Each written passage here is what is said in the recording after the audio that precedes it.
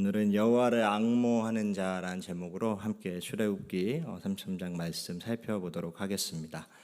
오늘 본문은 굉장히 무거운 분위기 속에서 시작됩니다. 지난주에 함께 살펴보았던 출애굽기 32장에서 우리가 익히 아는 금송아지 사건이 나오기 때문입니다.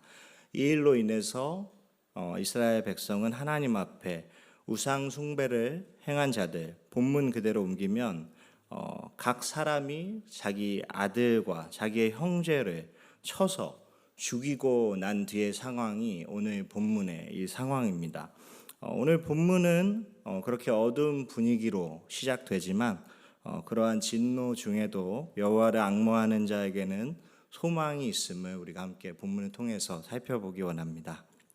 앙모하다라는 말은 국어 사전에 찾아보면은 우러러 그리워하다라는 말이에요. 그냥 그리워하는 게 아니라 우러러 그리워하다. 그러니까 마음 깊이 간절한 마음으로 바라고 찾다라는 의미죠. 신학적인 의미로는 얼굴이 수척해질 정도로 심히 하나님을 갈망하고 앙모하다, 사랑하다라는 말이 이 앙모하다라는 말입니다. 다른 말로 하면 하나님 없이는 내가 내 삶에 정말 죽을 것 같고 하나님 한 분밖에 없습니다라는 믿음의 고백이 여호와를 앙모한다라는 표현으로 성경에서는 나타나고 있습니다. 오늘 본문에서 우리가 함께 살펴볼 말씀을 이 앙모한다는 그 단어를 사용해서 한 네 부분 정도로 나누어서 함께 살펴볼 수 있을 것 같습니다. 1절에서 6절에는 여호와를 앙모하지 않는 자들에 대한 이야기가 나옵니다. 이스라엘 백성들이죠. 여호와를 두려워하지 않고 앙모하지 않는 자들. 두 번째는 여호와를 앙모하는 자. 7절에서 11절에 나오는데요. 여호수아와 모세가 섞여 나오지만 여호수아의 이야기가 주로 나옵니다. 12절에서 16절에서는 여호와를 앙모하는 자가 또 한 명 등장하는데 그리고 그 앙모함을 통해서 하나님을 붙잡고 하나님께 중보하는 모세가 나오죠. 17절에서 23절 마지막 절까지는 이러한 여호와를 앙모하는 자에게 나타내시는 주님의 영광과 긍휼에 대한 이야기가 나옵니다. 이렇게 총 네 부분으로 함께 나눠볼 수 있는데요. 함께 한 절씩 말씀을 살펴보기 원합니다. 먼저 여호와를 앙모하지 않는 자들, 이스라엘 백성들이었죠. 다른 말로는 여호와를 두려워하는 자들이다라고 성경에서는 나타나고 있습니다. 계속해서 가나안 땅으로 나아가고 있는 이스라엘 백성들에게 하나님께서는 오늘 본문에서 금송아지 사건 이후에 말씀하십니다. 이곳을 떠나라. 너희가 이곳을 떠나서 원래 가던 길을 가라라고 명령을 하시죠. 이스라엘 백성들에게 이런 말씀을 하시면서 하나님께서는 한 가지 다른 말씀을 하십니다. 처음과 다른 말씀이요. 이 우상 숭배 이후에 한 가지 다른 말씀을 하시는데 무엇이냐면은 젖과 꿀이 흐르는 땅인 가나안에 들어가게는 하시겠지만 내가 너희와 함께 더 이상 하지 않겠다라고 선포를 해버리시죠. 이 말씀을 들은 이스라엘 백성들의 그 마음을 오늘 본문 4절에서는 이렇게 표현하고 있습니다. 백성이 이 준엄한 말씀을 듣고 슬퍼하여 한 사람도 자기 몸을 단장하지 아니하니. 슬픔 가운데 그들이 단장하고 꾸몄던 것들을 다 내려놓는 모습을 볼 수가 있습니다. 한마디로 그들은 이 일에 대해서 지금 슬퍼하고 있는 것이죠. 그들이 슬퍼하는 이유, 그들이 지금 이러한 말씀을 듣고 슬퍼하는 이유는 사실 실제적인 이유 때문이에요. 어떤 감정적인 것들보다 실제적인 이유 때문이죠. 무엇이냐면은 출애굽해서 지금 광야 가운데 던져졌는데 여러 가지 그 광야의 위협들 가운데서 여호와께서 함께 하심으로 불기둥과 구름기둥으로 함께 하심으로 지금까지 지켜주셨는데 그 능력의 하나님께서 우리를 지키시고 보호하셨던 그 하나님께서 지금 함께 하시지 않으실 거다라는 그 선포였어요. 이 상황적인 두려움이죠. 그도 그럴 것이 방금 전 이 범죄한 모습만 보아도 아직까지도 본인들이 스스로가 알아요. 우리가 오합지졸이구나. 정말 하나님 앞에 우리가 무엇을 해야 될지도 모르고 하나님이 누구신지도 모르는구나 라는 것을 스스로가 알아요. 그런데 거기다가 그들을 지켜줄 존재가 이제는 함께하지 않으시겠다는 거예요.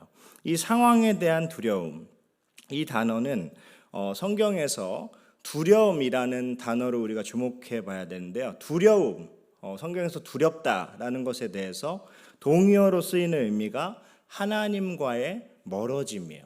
하나님과 멀어졌다라는 것이 성경에 나올 때 사람들은, 이스라엘 백성들은 두려움에 휩싸이게 됩니다.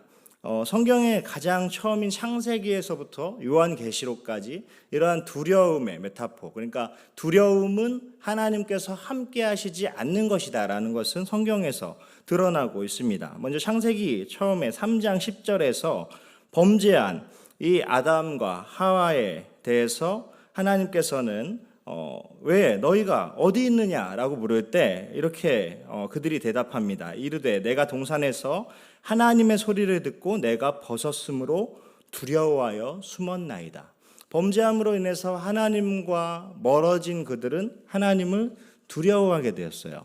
또한 성경의 마지막 해인 요한계시록에서는 하나님의 심판에 대해서 특별히 우리는 이제 심판에 대해서 믿음과 항상 믿음과 결부시키지만 성경에서는 또 다른 표현으로 두려워하는 자들이 하나님의 나라에 들어가지 못할 것이다. 둘째 사망인 불못에 빠질 것이다 라고 말씀하고 있습니다. 요한계시록 22장 8절에서는 다음과 같이 말씀합니다. 그러나 두려워하는 자들과 믿지 아니하는 자들, 그러니까 두려워하는 자들과 믿지 아니하는 자들을 같은 선상에 두는 것이에요.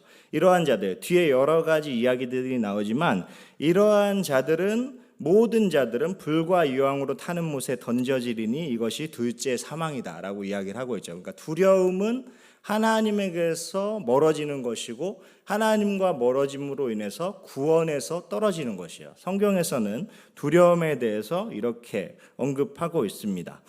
그런데 제가 앞서서 말씀드린 것처럼 이스라엘 백성들이 지금 두려움을 느끼는 것은 어찌 보면은 이러한 하나님에 대한 경외심, 하나님이 내 곁에서 떠났구나, 하나님을 정말 내가 간절히 바랬는데 나의 정말 전부이신 그 하나님이 떠났구나라는 긍정적인 두려움이라기보다는 제가 앞에서도 말씀드렸다시피 상황적인 두려움이에요. 그러니까 당장에 내가 죽게 생긴 거예요. 그것 때문에 생긴 두려움이었죠.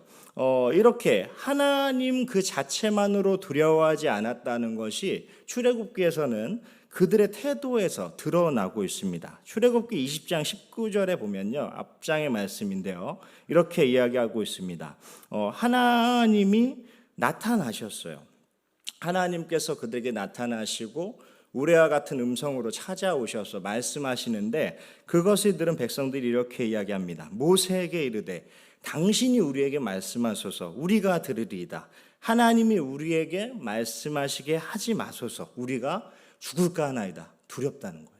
하나님이 두려운 존재인 거예요. 이들에게는. 18절에서도 무 백성이 우레와 번개와 나팔 소리와 산의 연기를 본지라 그들이 볼 때 떨며 멀리 서서 두려워하는 거예요. 하나님이 나타나셨을 때, 현현하셨을 때 와, 하나님이, 그 위대한 하나님이, 능력의 하나님이 내 앞에 나타나셨네 하면서 반가워하는 것이 아니라 두려운 것이에요. 이 애굽에 재앙을 내렸던, 10가지 재앙을 내렸던 그 하나님께서 우리도 죽이시지 않을까 하는 그 두려움이 이들에게 휩싸였던 것입니다.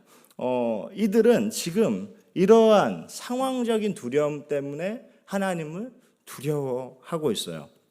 사랑하는 성도님들, 이것이 우리의 신앙에서도 그대로 적용이 됩니다. 무엇이냐면은 우리가 하나님을 이러한 우리의 신앙적인 도구로서 어찌 보면은 내 어떤 문제를 해결해줄, 이 상황을 해결해줄 존재로만 본다면은 하나님이 떠나가실 때 하나님이 내 정말 존재 그 자체로서 하나님께서 나와 함께 하셨으면 좋겠다, 떠나가지 마셨으면 좋겠다라고 떠나가지 마십시오 하는 것이 아니라 지금 내가 죽게 생겼으니까 떠나가지 마십시오라는 그러한 상황적인 두려움이 될 수 있다는 것입니다. 그래서 세상에서 상황에 얽매여서 사는 자들은 계속해서 그 상황이 그 사람의 삶을 이끌어가는 것이에요. 내가 이런 상황에 처하면은 내 마음에 평안이 있고 내가 이런 상황에 처하지 않으면은 내 마음의 평안이 없어지는 것이죠. 하지만 우리의 신앙은 우리가 하나님을 경외함의 이유는 상황과 상관없이 하나님께서 우리와 함께 해주심을 바라보고 하나님을 간절히 찾고 찾을 때 어떠한 상황에서도 우리 마음 가운데 하나님이 함께 해주심으로 인해서 큰 평안이 임하게 될 줄 믿습니다. 두려움을 극복한 이야기의 아주 좋은 예가 이 리처드 범브란트라는 이 루마니아 쪽의 목사님의 이야기에서 아주 잘 드러나고 있죠. 공산주의자들이 1945년에 루마니아를 점령하고 교회를 통제하자 결국 그는 체포되어서 14년이나 이 옥고를 치릅니다. 그런데 그는 그리스도인으로서 끊임없이 복음을 전했고 두려워하지 않았고 끝까지 잘 살아남았어요. 그리고 오히려 자신에게 고통을 준 사람들을 위해서 기도하고 오히려 하나님을 찬양했죠. 그에게도 두려움이 엄습했다고 합니다.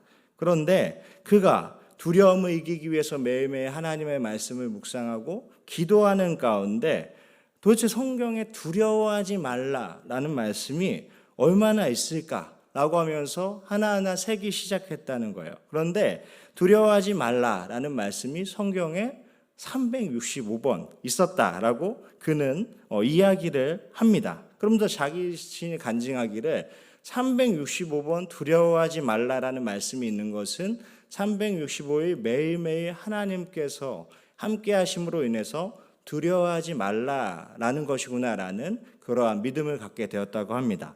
물론 두려워 말라라는 언급이 딱 365번만 성경에 등장한다고 확언할 수는 없지만 저도 좀 찾아보았는데 정말 많아요. 정말 많아요. 근데 하나님께서는 정말로 범브란트 목사님께서 묵상하셨던 것처럼 성경의 수차례 두려워하지 말라라고 말씀하시죠. 내가 너와 함께하니 두려워하지 말라. 예를 들면 하나님께서는 창세기 15장에서 상속자로 인해서 고민하고 있는 아브라함에게 찾아오셔서 두려워하지 말라. 내가 너의 큰 상급이다 라고 하면서 말씀하시죠. 또 주변의 세력들 때문에 두려워하는 이삭에게 하나님께서 찾아오셔서 두려워하지 말라라고 말씀하십니다. 또 오늘 본문에 등장하는 모세의 후계자였던 여호수아가 이스라엘 백성들을 가나안 땅으로 이끌기 위해서 가나안 땅 앞에 섰을 때 뭐라고 말씀합니까? 두려워하지 말라. 강하고 담대하라. 모세와 함께했던 내가 너와도 함께 해주겠다라고 하면서 두려워하지 말라 그러시죠. 신약 성경에서도 예수님께서 제자들에게 두려워하지 말고 담대하라라고 말씀하신 것이 여러 차례 등장합니다. 사도 바울도 두려움에 휩싸였었죠. 사도 바울에게도 이 두려움이 엄습했을 때 고린도에서 이 이방 문화, 유상 숭배 가운데서 복음을 전할 때 두려움이 엄습했을 때 성령께서 이 사도 바울에게 두려워하지 말고 침묵하지 말라. 계속해서 복음을 전하라라고 위로하고 격려하셨던 것을 볼 수가 있습니다. 하나님께서 함께 하실 때 이 두려움이 멀어져 버리는 것이에요. 두려움이 쫓겨나 버리는 것이에요. 그 사랑의 하나님께서 나와 함께 하시고 믿음 가운데 나와 함께 하시는 그 하나님을 믿을 때에 하나님께서 나를 사랑하셔서 자녀 삼아 주셨다는 것을 믿게 될 때 이러한 두려움이 온전히 떠나가는 것이죠. 이에 대해서 요한 1서에서는 4장 18절에 이렇게 말씀하고 있습니다. 사랑 안에 두려움이 없고 온전한 사랑이 두려움을 내어 쫓나니 두려움에는 형벌이 있습니다. 두려워한 자는 사랑 안에서 온전히 이루지 못하였느니라. 아멘. 하나님께서 함께 하심을 믿고 두려워하지 말고 담대함으로 나아가시는 우리 모든 성도님 되시기를 간절히 소망합니다. 이렇게 하나님을 어떤 상황적인 것들 때문에 두려워하고 매달렸던 그러한 백성들과 달리 그 하나님 자체, 그 존재 자체만으로 앙모하고 붙들고 사모했던 사람들이 이제 뒤에 등장을 하죠. 여호수아와 모세입니다.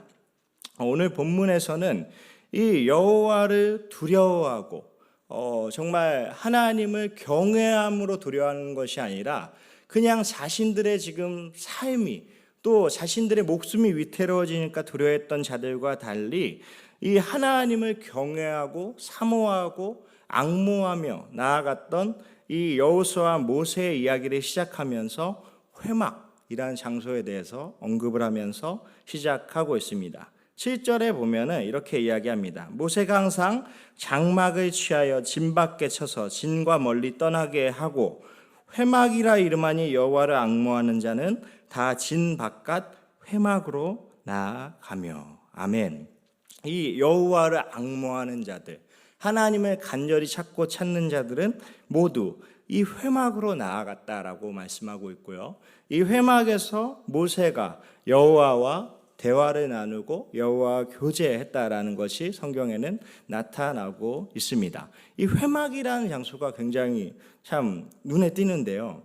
이 7절에 이 성막이 완성되기 전에 모세가 쳤던 이 회막은 나중에 성막이 완성되고 나서 성막 중앙에 있던 회막과 달랐어요. 이 회막은 진 밖에 모세가 다른 사람들이 보기에는 그냥 천막 하나 펼쳐놓은 것 같은 그러한 장소였어요. 그런데 이 장막을 한 곳에 만들고 모세는 자신이 이 장소에 대한 이름을 지면서 뭐라 그럽니까? 여기는 회막이다 라고 이야기를 해요. 이 회막이라는 장소는 실제로 방금 말씀드렸다시피 성막이 완성되고 나서 그 정말 성막 중앙에 여호와를 만나는 지성소가 있는 거룩한 장소로 더욱더 확장됩니다. 이 이름을 붙인다는 것은 그 장소에 대한 의미가 있다는 거예요. 의미를 투영하는 것이죠. 모세는 이 장소를 회막이라고 이야기를 했어요. 장막이 아니다. 여기는 회막이다 라고 이야기를 했어요. 모일 회자, 장막 막자 써서 모이는 장소, 만나는 장소, 만남의 장소라는 거예요. 영어 성경에도 더 텐트 오브 미팅이라 그래서 만남의 천막이라고 정확히 표현을 하고 있습니다. 그러니까 이곳에서는 그냥 장막같이 보이지만 텐트처럼 보이지만 나는 이곳에서 하나님을 만난다라고 모세는 이야기했던 것입니다.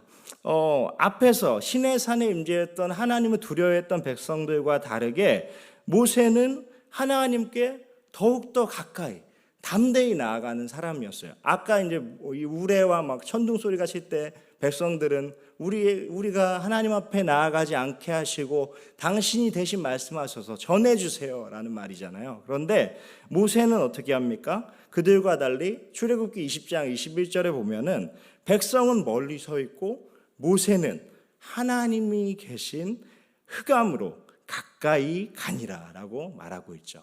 사랑하는 성도님들, 하나님께 매일매일 가까이 나아가고 더욱더 간절히 하나님을 찾으시는 우리 모든 성도님들이 되시기를 간절히 소망합니다. 이러한 지도자였던 모세를 닮아서 여호수아도 이 회막을 굉장히 사모하였어요. 출애굽기 오늘 본문 33장 11절에 보면은 이곳에서 사람이 자기의 친구와 이야기함 같이 여호와께서 모세와 대면하며 말씀하셨다 그러죠.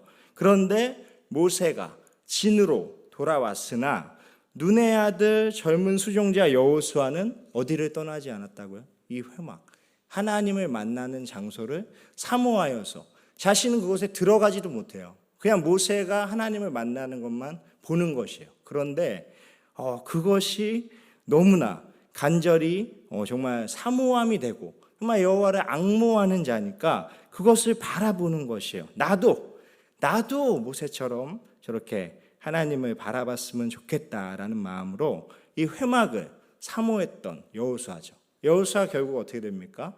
이 여호와를 사모하는 그 마음으로 나중에 이 가나안 땅으로 이끌어가는 이 모세의 후계자가 되죠. 이 장면을 저는 아직도 선명해요. 제가 그 당시에 살지는 않았지만 영화 이 1956년도에 개봉한 10개라는 영화 아십니까? 찰턴 헤스턴 기억나십니까? 네, 저희 어머니가 좋아하시는 배우인데 이 찰턴 헤스턴이 이 주연한 10개라는 영화에 보면은 아주 고증을 잘했어요. 이 10계명을 이제 막 이렇게 받고 있는 모세가 아래서 금송아지 사건이 일어났다 그러니까 갑자기 막 뛰어내려와요. 여호와께 말씀을 듣고. 근데 한 젊은 사람이 어떤 천막에서 이 모세를 기다렸다가 같이 내려가요. 이 영화 장면에 보면 굉장히 고증이 잘 된 거죠. 여호수아가 항상 이 회막에서 하나님을 사모하고 항상 바라보고 간절히 소망하는 그 모습을 아주 잘 표현하고 있습니다. 그만큼 이 여호수아는 하나님을 앙모하고 사모했던 것이에요. 세상에서는 소위 이야기합니다. 돈을 잃으면 적게 잃는 것이고 사람을 잃으면 많이 잃는 것이고 건강을 잃으면 전부를 잃는 것이다. 맞는 말일 수도 있는데요. 건강보다 더 중요한 것이 우리에게는 여호와 하나님인 줄 믿습니다. 우리 삶에서 하나님을 잃으면 모두 잃는 것이에요. 그것을 잊지 마시는 우리 모든 성도님들 되시기를 소망합니다. 다른 어떤 것이 나의 삶에 더 높아지려 할 때 그것을 쳐내버리고 하나님보다 높아진 모든 것들을 다 정말 쳐내버리고 하나님만이 내 삶의 중심이 되시는 지금처럼 정말 하나님을 간절히 바라시는 우리 모든 성도들 되시기를 간절히 소망합니다. 우리는 우리에게 이러한 위로 되시는 하나님이 계신다는 사실을 믿는 것만도 너무나 감사한데 우리가 연약할 때 하나님께서 예수 그리스도를 먼저 보내셔서 우리를 사랑하시고 구원해 주신다는 이 사실은 얼마나 더 감격적인 사실입니까? 우리가 하나님 앞에 두려워서 혹시나 나아가지 못할 때에도 하나님께서 먼저 찾아오셔서 우리에게 믿음을 주시고 우리를 하나님께로 이끌어 가시기에 우리에게 더 큰 소망이 있는 것이에요. 심지어 오늘날 이 예수 그리스도를 믿는 우리 그리스도인들은 하나님께서 너희 안에 함께 계시겠다. 저 멀리 회막이 아니라 어디 먼 장소가 아니라 너희 안에 있겠다. 믿음 안에 거할 때 내가 너희 안에 있겠다라고 말씀하셨죠. 그래서 이에 대해서 요한복음 14장 16절에서 18절은 이렇게 말씀하고 있습니다. 내가 아버지께 구하겠으니 그가 또 다른 보혜사를 너희에게 주사 영원토록 너희와 함께 있게 하리니. 아멘. 이 하나님께서 또 예수 그리스도의 영이신 성령님께서 지금도 믿음을 갖고 나아가는 우리 모든 성도님들 안에 함께 계신다는 그 사실이 우리에게 너무나 큰 위로가 되는 것입니다. 마지막으로 이렇게 하나님을 앙모하고 여호와를 앙모하는 자에게 나타나시는 주의 영광과 긍휼에 대해서 17절에서 23절의 말씀은 우리에게 보여주고 있습니다. 오늘 본문에 모세도 그리하였고 모든 이 믿음의 사람들이 그렇게 시작합니다. 우리의 처음은 미약할 수 있어요. 그렇죠. 처음부터 정말 멋있게 하나님을 믿고 하나님께 정말 눈에 띄게 나아간 것은 아니지만 하나님께서 그 작은 기도와 손길과 나아감을 통해서 우리를 더욱더 하나님의 자녀로서 빚어 가시죠. 이러한 정말 미약한 곳에서 시작한 것이 큰 운동이 되는 것에 대해서 이 미국의 선교를 주도했던 이 건초더미 기도 운동이 아주 유명하죠. 이 세뮤얼 메이즈라는 이 윌리엄스 대학의 이 작은 청년이 친구 4명과 함께 숲에서, 인근 숲이에요. 그냥 따로 정해진 것도 없어요. 그냥 숲에서 같이 우리가 정말 이 나라를 위해서, 열방을 위해서 함께 기도하자. 누가 받겠어요? 그 5명 그렇게 숲에 가서 기도하고 있는데 아무도 주목하지 않았죠. 그런데 이들이 그렇게 숲에서 기도회를 하다가 하루는 이 소나기가 내렸다고 합니다. 그래서 이 비를 피할 곳이 없어서 이 주변에 쌓여져 있던 건초더미에 들어가서 같이 이제 막 기도하는데 하나님께서 놀랍게 역사하신 것이에요.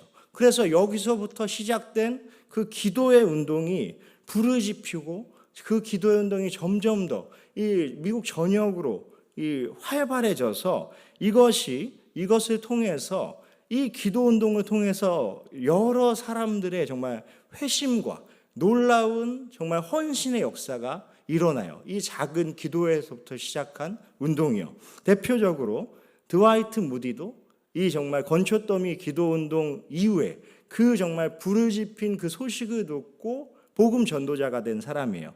또 세계 선교에 부르짖힌 학생 자원운동, 유명한 학생 자원운동도 여기서부터 시작되었다고 합니다.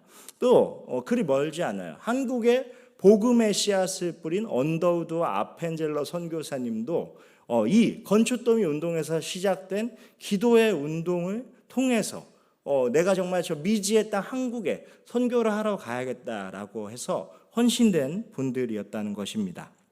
예수님의 사역도 그렇죠. 갈릴리 가버나움 작은 마을에서 시작되었죠. 또 얼마 전에 있었던 에즈베리 부흥 운동도 어떻습니까? 그냥 학교 하나에 있는 한 도시예요. 그런데 거기서부터 시작된 이 기도 운동이 전 세계 기도의 운동을 정말 일으키지 않았습니까?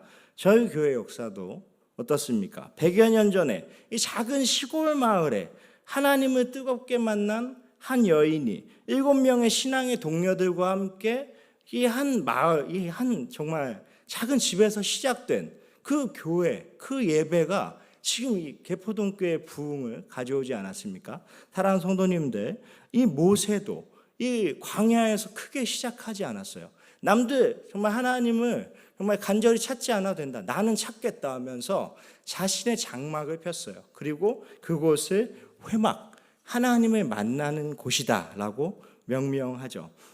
사랑하는 성도님들, 우리는 오늘 말씀을 통해서 한번 기억해 봐야 됩니다. 나에게는 나만의 회막이 있는가? 나에게는 하나님을 만나는 그 회막이 있는가? 정말 하나님을 내가 집중해서 만나는 그 시간과 장소가 있는가? 뭐 꼭 예배당이 아니어도 돼요. 그렇죠? 예배당이면 더 좋고요. 그런데 하나님을 만나는 그 장소와 나만의 회막이 있는가? 그곳에서 하나님께서 우리 성도님들을 만나주시고 우리 삶을 변화시켜 주실 줄 믿습니다. 세상 사람들은 우리에게 두려움을 줄 수도 있습니다. 오늘 본문에서처럼요. 그런데 우리가 세상을 두려워할 때 어떻게 되죠? 우리는 세상에 끌려가게 되어 있어요. 그런데 우리 삶에서 하나님을 경외하면서 나아갈 때 우리는 세상을 두려워하지 않고 하나님과 함께 넉넉히 이겨 나갈 수 있는 것입니다. 우리는 자만심과 허영 속에 살아가는 존재들이 아니에요. 내가 만들어내는 거짓된 자신감으로 살아가는 존재들이 아니라 주님이 주신 믿음으로 담대히 나아가는 자들인 거죠. 오늘 이 회막에서 하나님을 만난 모세와 여호수아가 나중에는 여호수아가 이 회막에서 또 하나님 만나잖아요. 그래서 이 정말 하나님을 만난 그 장소에서 시작된 그 마음이 나의 삶으로 이어진다는 것이죠. 정말 이 세상에서 이야기하는 자신감, 스스로 믿을 신, 느낄감, 이게 진짜 있는 것이 아닌데 허영이에요. 내가 스스로 자신 있다고 느끼는 감정이에요. 그런데 언어 유희일지 모르지만 우리 그리스도인들의 삶의 태도는 어떻습니까? 자신감이 아니라 주신감으로 살아가는 사람들이에요. 주신감. 주님을 내 삶 가운데 신뢰함으로 그것으로 살아가는 사람들. 하나님의 크심을 더욱 깊이 알수록 우리의 기도가 뜬구름 잡는 허영심이 아니라 그 크신 하나님을 더욱더 신뢰하는 믿음으로 나아갈 수 있다는 것이죠.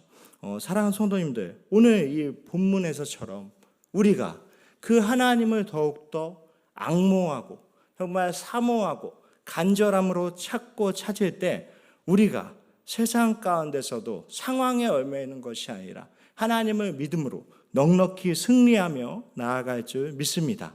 그 정말 하나님을 믿는 그 믿음이 나의 삶에서 정말 시작된다면 그것이 이 세계를 변화시키고 이 열방을 변화시키고 이 지역을 변화시키고 나라를 변화시키고 우리의 가정을 변화시키는 것 아니겠습니까? 사랑하는 성도님들, 우리 각자의 회막에서 여호와를 앙모하며 그 하나님을 찾고 그 하나님을 만나며 경험하며 나아가시는 우리 모든 성도님 되시기를 간절히 소망합니다.